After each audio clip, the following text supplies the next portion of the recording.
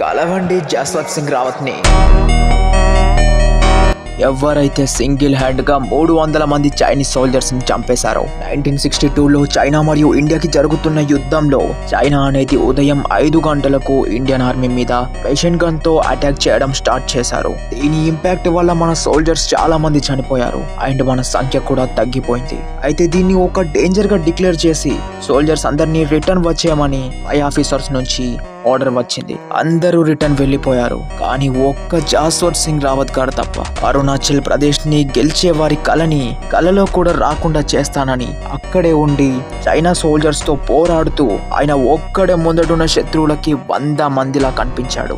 ఇక ఏ machine gun అయితే మన సోల్జర్స్ చనిపోవడానికి కారణమైందో ఆ మెషిన్ గన్ ని తెలివిగా సీజ్ చేసి రివర్స్ అయిన వారిపైనే ప్రయోగించాడు. చాలా పొజిషన్స్ చేంజ్ అవుతూ మల్టిపుల్ వెపన్స్ యూజ్ చేస్తూ సుమారు 3 రోజుల దాకా పోరాడి సింగిల్ హ్యాండ్ గా 300 మందిని చంపాడు ఈ గొప్ప వీరుడు. ఇక ఎప్పుడైతే చైనా ఆర్మీకి ఉన్నది అక్కడ ఒకే వ్యక్తి అని తెలిసిందో అప్పుడు వారు రావత్ గారిని చుట్టుముట్టడానికి రెడీగా ఉన్నారు. కానీ శత్రువులకి అలాంటి అవకాశం ఇవ్వకుండా తన గన్ లో ఉన్న ఆఖరి బుల్లెట్ తో ఆయనను ఆయనే కాల్చుకొని వీర మరణం పొందారు.